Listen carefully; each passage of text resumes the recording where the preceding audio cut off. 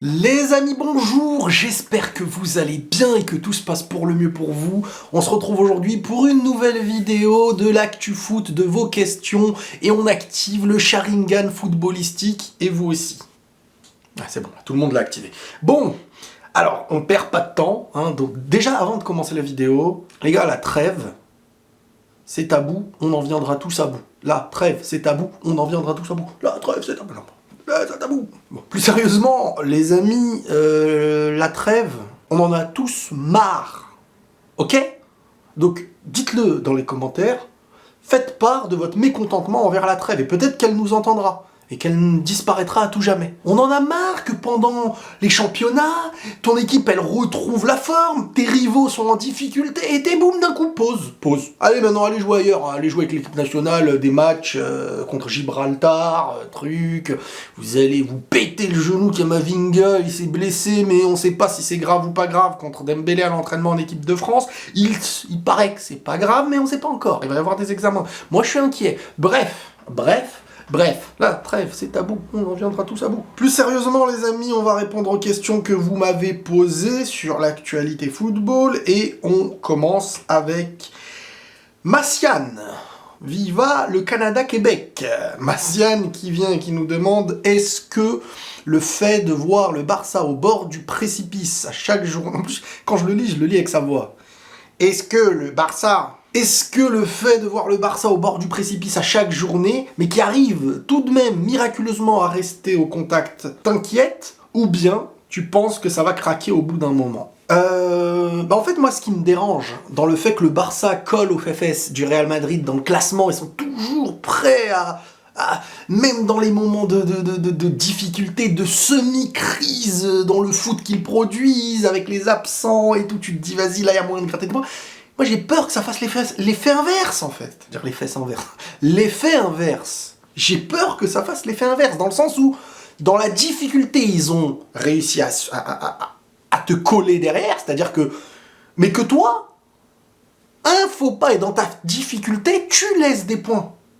Mais que eux, dans leur difficulté, ils ont su être quand il fallait être là, et qu'ensuite, quand les choses peut-être reviendront bien, exemple, si De Jong revient, je pense que le milieu sera beaucoup plus rodé, et il y aura un meilleur football produit, on verra, on en reparle, peut-être je me trompe, mais je pense vraiment que De Jong, en revenant au Barça, là, quand il rejouera, s'il n'a pas de blessure, s'il est frais et tout, il va réinstaurer un foot, c'est un joueur hyper important pour cet équilibre-là.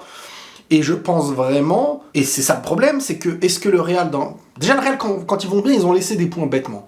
Alors quand il va y avoir le moment où, vas-y, c'est ton petit moment pas bien, bah eux peut-être qu'ils vont peut-être descendre en dessous du Barça, et là tu vas te dire, mais je pète les plombs. Donc voilà, bien sûr que dans ces moments-là, j'attends que le Barça tombe, mais il tombe pas. Et le problème, c'est que ces moments-là, ils vont pas rester indéfiniment, je pense. À moins que, jusqu'à la fin de saison, ils font une crise. Mais je pense que ça y est, ils vont récupérer leurs joueurs, ils vont redominer la majorité des équipes en Liga, et la Liga, ils savent y faire. Donc, dans la difficulté, ils savent te coller aux fesses. Donc, on verra maintenant. Mais voilà. Pour toi, à part l'équipe de France, qui est favori pour l'Euro? Ah non, la France, elle est pas du tout favori pour moi. Non, je rigole. L'équipe de France, c'est une dinguerie, le vivier qu'il y a et tout. Bah, l'équipe de France est favori. L'Angleterre, les amis, je pense qu'on va avoir l'une des meilleures Angleterres. L'une des meilleures Angleterres, avec un buteur qu'ils n'avaient pas eu depuis... Enfin, je veux dire, un buteur à son prime, quoi. Un Bellingham, un joueur qui s'instaure avec la possibilité de postuler à un ballon d'or si tout continue bien, qui gagne des trophées. Il a le profil. T'as 2 joueurs dans cette équipe qui peuvent postuler ballon d'or s'ils gagnent des gros trophées, déjà. Donc, ça faisait longtemps, ça, en Angleterre, hein, les gars. Et en plus, après, t'as des Rashford. Non, l'équipe d'Angleterre, elle peut être très, très, très méchante s'ils enlèvent Maguire. Bon, ensuite, il y a le Portugal. Le Portugal, qui peut être une surprise. Le Portugal, je les vois pas comme le favori. C'est une équipe qui a, individuellement, quand tu regardes à chaque poste, une bête d'équipe, mais qui déçoivent assez souvent. Qui déçoivent assez souvent sur un match, tu te dis, ils ont de quoi faire des dingueries, mais ils montrent pas... Moi, j'aimerais que le Portugal gagne. Hein. C'est une équipe que j'aime beaucoup.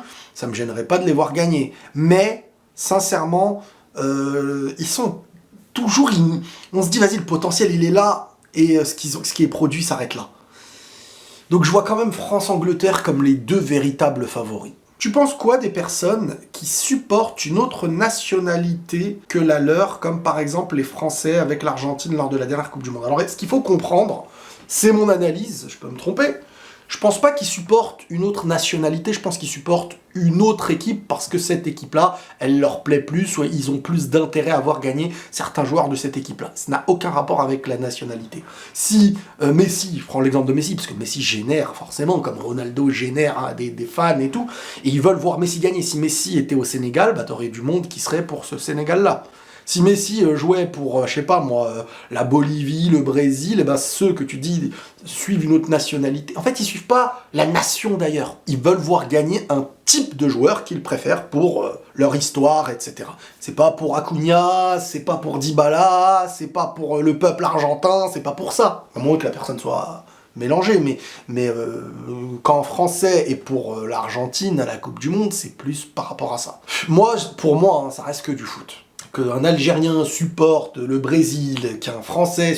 J'ai pas la même notion peut-être que les gens. Pour moi, ça reste que du foot. Et le foot est basé sur des préférences qu'on ne peut pas obliger. C'est-à-dire que je déteste les gens. Ah, t'es de Paris? Bah, tu supportes Paris? Ouais, mais j'aime pas Paris. Tu supportes Paris? Ah, ok. T'es de quelle couleur de peau? Ah, bah, je suis métisse. Ah, bah, tu dois aimer tous les métisses. Ah bon? Même la nourriture, métisse. D'accord. Vous voyez ce que je veux dire? Moi, je me prends pas la tête avec ça. Tu veux supporter l'Argentine? Supporte l'Argentine. Tu veux supporter la planète Mars? Supporte la planète Mars. T'es en accord avec ça? Ça te fait du bien? C'est du foot? Y a pas de problème. Y a pas de problème. Tu préfères la nourriture espagnole à la nourriture française? Tu préfères la nourriture marocaine à la nourriture tunisienne? Tu préfères... Tu trahis rien. C'est dans ce que t'es, dans ce que tu fais dans un pays, comment tu contribues à l'avancée des choses en tant qu'humain. C'est pas ton histoire à 2 balles de... Parce que je les vois aujourd'hui maintenant, les réseaux, les politiciens et tout. Le français, c'est comme ça, obligatoirement, le truc. Il y en a, ils se disent, je suis français, patriote, mais ils foutent le bordel dans leur vie tous les jours. Ils font déshonneur à la France, ils font déshonneur à leur pays si on parle pas forcément de la France.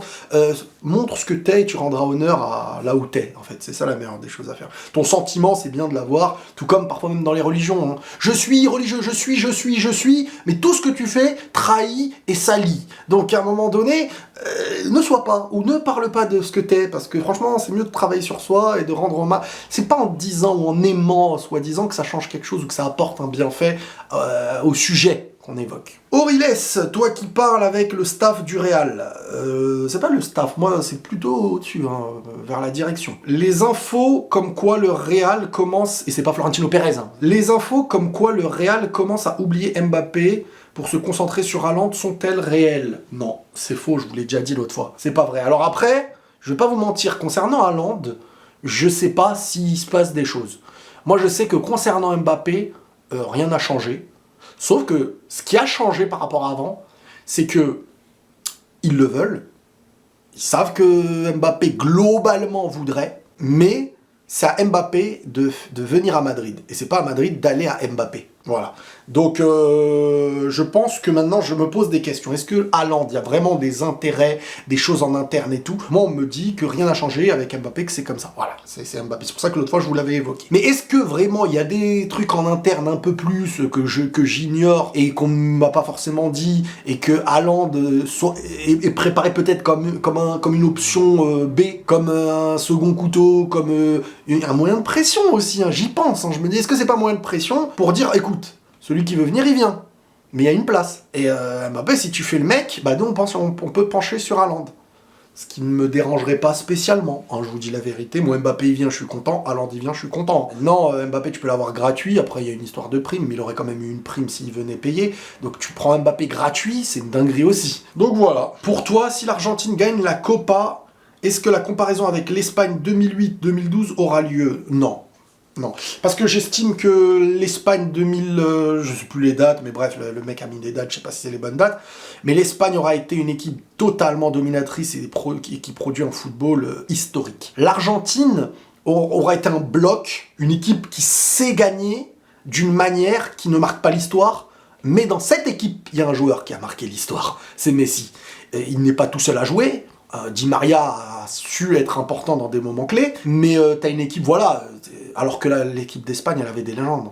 Elle avait ses légendes. Elle avait un Casillas au goal, légende du Real Madrid. Elle avait Busquets, légende. Xavi, légende. Iniesta, légende. Il y avait un moment donné, il y avait Xabi Alonso. Puyol, légende. Piqué, je le mets un peu comme une légende en Espagne et au Barça. Alba, si je me trompe pas. Je veux dire, ils avaient une équipe historique, incomparable avec l'Argentine pour moi. Salut Riles, peux-tu nous faire une petite enquête au niveau de tes contacts, Real Madrid pour savoir si Xabi Alonso est le favori pour remplacer Carlo Ancelotti s'il part? Imaginez deux Xavi sur un classico, chacun sur le banc d'une équipe où il est un joueur légendaire. Ah, c'est marrant, c'est marrant. Alors moi, la toute petite chose que j'ai eue en retour par rapport à Xabi Alonso, parce que j'ai pas trop spécialement demandé des choses et parlé, c'est que Xabi Alonso est clairement dans l'œil du Real Madrid. Ça, c'est une certitude. Maintenant, rien n'affirme que ça va se faire, pour l'instant. Je pense que si Madrid le veut, il viendra. Je pense, ce n'est que mon avis.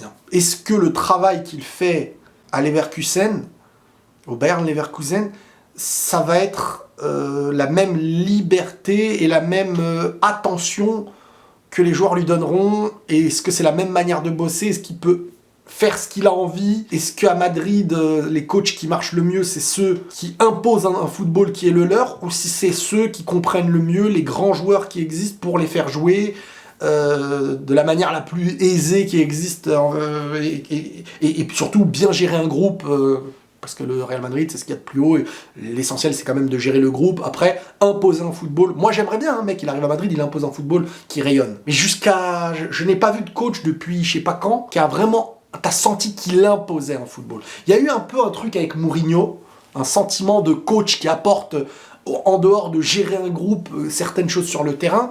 Mais hormis ça, j'ai vu un Real qui savait jouer. Il y a eu des belles séquences. C'est normal, quand t'as des Modric, Kroos, Casemiro, Cristiano, Bale, Benzema, il y a des magnifiques séquences. Mais tu sens que c'est, je vais pas dire une totale liberté, mais que le coach... Voilà, tu mets un coach aussi bon, c'est pas le coach, il ramène avec lui cette science d'un football différent, quoi. Donc je sais pas si Xabi Alonso sera le même en étant au Real que en étant au Bayern Leverkusen. C'est quand même une petite question que j'ai. Je sais pas pourquoi, mais je pense que, surtout si Mbappé se fait, je sais pas pourquoi, je pense que Zidane va peut-être revenir dans l'histoire. Est-ce qu'il va venir ou pas, je sais pas. Mais je sens qu'il pourrait revenir dans l'histoire, en tout cas. Donc voilà. Tu penses quoi du numéro 10? Il disparaît avec le flair et la créativité qui fait le football. En fait, le 10, avant, il était un élément crucial dans le foot et dans une équipe parce que il était déterminant de la production d'une équipe et le côté magique d'un numéro 10 faisait clairement la différence. Aujourd'hui, les joueurs qui ont le profil de 10, on leur demande plus d'aspect athlétique et on les transforme en MC. À la Modric, vous voyez, des joueurs qui sont hyper techniques comme des numéros 10 d'avant, mais qui deviennent, mais qui restent un peu plus bas, parce qu'on leur demande un aspect athlétique. Ça n'existe plus le joueur à qui on demande que du génie, et l'aspect athlétique n'existe pas. Ça existe de moins en moins, et ça disparaît de plus en plus, parce que maintenant le foot actuel, selon moi, est basé beaucoup plus sur une intensité que tu imposes à une autre équipe, et tu le bats bien sûr par la maîtrise, mais une maîtrise toujours additionnée à la puissance, à l'intensité, à l'effort, au sureffort, et même au niveau des joueurs, c'est ce qui ressort le plus. Quand avant, tu avais un duel Cristiano-Messi, et Cristiano n'était pas ce joueur de zone, c'était pas un joueur de zone. Même avant ça, t'avais Robinho, tu te disais, ça va être Robinho-Messi, le duel. Cristiano, il était déjà un petit peu... Il avait grandi plus... son nom était sorti plus tôt, on va dire. Et après, t'as Messi-Ronaldo, et c'était un duel technique avant tout. Même si Cristiano était hyper puissant, il prenait beaucoup de profondeur, il avait toujours le cardio sur la longueur, il était bon de la tête, il était très complet, mais c'était quand même un joueur de côté qui driblait, qui avait toujours le contrôle fantasque, quoi. Contrôle, son geste qu'on appelle la Drogba, là, avec sa talonnade sur le côté, et Messi qui était le talent inné, sans parler des Riquelme, les Zidane, les Vérone, tous ces joueurs-là qui étaient des joueurs, les Bergkamp et tout, des Del Piero, Totti, ça rayonnait par le football avant d'être un aspect athlétique de fou. Pirlo, n'en parlons pas, même Xavi, Iniesta. Aujourd'hui, quand même, il y a beaucoup moins cet aspect génie et beaucoup plus aspect physique, rapide, il y a de la technique, plus chez certains que d'autres, encore une fois aujourd'hui. Mais c'est vrai que le numéro 10 qui est là et qui distribue et tout, voilà, maintenant c'est un peu plus... soit c'est un deuxième attaquant à la Messi, quoi, quand ils l'ont mis derrière, deuxième attaquant qui marque, et qui... mais avant, un numéro 10 n'était pas obligé de mettre 10-15 buts dans une saison, hein, pour être un très bon titulaire, voire un excellent titulaire. Dans ton top 10 des meilleurs défenseurs du 21e siècle, tu mets Puyol ou pas? Ouais, je mets Puyol. Franchement, là, ces deux têtes, je vais en oublier, vous me les rappellerez peut-être. Des mecs comme Maldini, Ramos, Pepe, Ferdinand, Puyol, Nesta, Thiago Silva. Je pense que je peux mettre Piqué, Cannavaro, Terry. J'en ai peut-être oublié. M'en voulez pas. Mais déjà, il y a ces noms-là, à mes yeux, qui ressortent. Parmi les meilleurs défenseurs, on va dire, que j'ai côtoyé, j'allais dire. Que j'ai vu, et voilà. Un des joueurs à qui tu as fait une énorme propagande, mais qui a fini par un échec. Alors, j'ai pas fait de propagande pour le joueur, mais je le voyais en ayant tout pour être un monstre. C'est Martial, Anthony Martial. Oh, ça arrête de biper, là. Anthony Martial, les amis, pour moi, il a montré, et à ses débuts et tout, potentiel pour être un grand titulaire français en équipe de France, en attaque, et pour moi, il aurait pu faire une carrière de fou, dans un très grand club et tout. Je l'aurais vu à Arsenal, à la Henry et tout. Il était rapide, technique de fou, buteur, il avait... pour moi, il avait tout pour être un... Voilà, je m'attendais tellement à une carrière de fou. Mais après, le foot ne demande pas que le talent et ce qu'il y a en dehors. Tu as vu le dernier triplé de Mbappé, des buts de pur neuf, qu'est-ce que tu en penses? Les gars, moi ça, c'est un débat sur lequel on reviendra dans 5 ans, hein, quand les gens comprendront que j'avais raison. Non, je rigole. Non, mais plus sérieusement, moi je vous dis que Mbappé est un attaquant qui a le dernier touché de plus en plus, en fait. C'est quelqu'un, quand une balle elle lui arrive en l'air, il sait prendre les ballons en reprise de volée, comme en Coupe du Monde, là, à la finale et tout. Des buts comme ça, il sait les mettre. Bien sûr que c'est un joueur de côté, de base, mais de plus en plus, il est de moins en moins dans un football de mecs de petits espaces. Il dribble plus. Il peut toujours éliminer parce qu'il est au-dessus, mais pour moi, avec le temps, il va s'instaurer un peu plus comme un attaquant, mais pas un attaquant qui attend le ballon pour mettre des têtes, hein, bien entendu. Un attaquant libre, voire un deuxième attaquant qui tourne autour d'un pur... un peu comme à l'époque, quand il tournait autour de Falcao, mais ça m'étonnerait pas que s'il vient à Madrid, il ne jouera pas sur le côté de... Alors à Madrid, il y a deux options. Je penche sur celle où il y aura deux attaquants, Vinicius et lui, et donc là, ça sera libre. Soit, il joue en pointe, mais avec une liberté de jeu. Un gars que tu peux servir, un gars que... Moi, je pense que ça peut s'instaurer comme ça. Est-ce que Griezmann est sous-coté? Alors ça, c'est une bonne question aussi, les amis. Griezmann n'est pas sous-coté, parce que tout le monde en parle comme un grand joueur, en équipe de France, il a déjà prouvé à l'Euro... il a déjà montré en Coupe du Monde, à l'Atlético, n'en parlons pas, avant d'être à l'Atlético, n'en parlons pas. Mais ce qui me manque pour que je dise que c'est vraiment un grand joueur digne, vraiment tu les mets dans le lot de ceux qui, pour moi en tout cas, hein, c'est qu'il ne s'instaure pas dans un grand club quand il y a des autres joueurs à côté de lui, des autres grands joueurs à côté de lui, comme celui qui est au-dessus des autres. Il n'a jamais postulé pour être le meilleur joueur d'une saison, ni d'avenir, ni de passé. Et en allant au Barça, il a été tout doux. Il s'est pas montré comme un... Donc pour moi, c'est un joueur qui n'a pas prouvé dans un club du summum. Il a prouvé dans l'Atlético. L'Atlético a fait des finales de Ligue des Champions et tout. Faut pas remettre en question l'Atlético et son niveau. Mais, même en équipe de France, quand Benzema est revenu, Griezmann était un peu en dessous. En fait, Griezmann, c'est le joueur que quand tu fais venir le très grand joueur, il redevient le joueur d'en dessous. Et c'est pour ça qu'il s'est aussi un petit peu, entre guillemets, battu pour... et que ça l'a pas trop dérangé que Benzema... soit plus là, quoi, on va dire. Donc, c'est sportif, hein, c'est pas contre je sais pas qui est couille, hein, c'est le football, c'est comme ça. Hein. Tu préfères être à ta place et être à ton meilleur niveau et que les choses tournent autour de toi qu'un autre joueur que ça tourne autour de lui, c'est humain, donc faut pas lui tomber dessus pour rien non plus. Mais, c'est pas ce joueur qui, quand tu ramènes un très grand joueur, on dit non mais il y a déjà Griezmann. C'est ça le truc. Maintenant, c'est un joueur excellent. C'est un joueur qui a montré, en fin de compte, qui convient beaucoup au football de l'équipe de France quand elle n'a pas voulu être dominatrice, et qui convient totalement au football de l'Atlético où tu n'as pas que des grands créateurs. Il doit être le bonificateur de l'équipe qui joue rude. Par exemple, oh là là, mais en Argentine, un Griezmann, ou un Argentine en Uruguay et tout, tu vois, le joueur qui bonifie et qui apportera son agressivité avec. C'est plus un joueur comme ça qu'un joueur qui est leader technique du Barça, ou leader technique du Real, ou leader technique d'une équipe qui domine. Lui, il est beaucoup plus, même si le Real, vous allez dire, ouais, non, faut pas revenir, le Real qui est dominé par un certain moment. Le Real, globalement, c'est une équipe qui maîtrise ses matchs, qui maîtrise ses tempos, temps fort, temps faible et tout. Je veux dire, maintenant, voilà, je pense pas qu'il est sous-estimé, je pense que c'est un très grand joueur quand il est pas entouré de très grands joueurs. Et quand il n'est pas dans une équipe de très grands joueurs.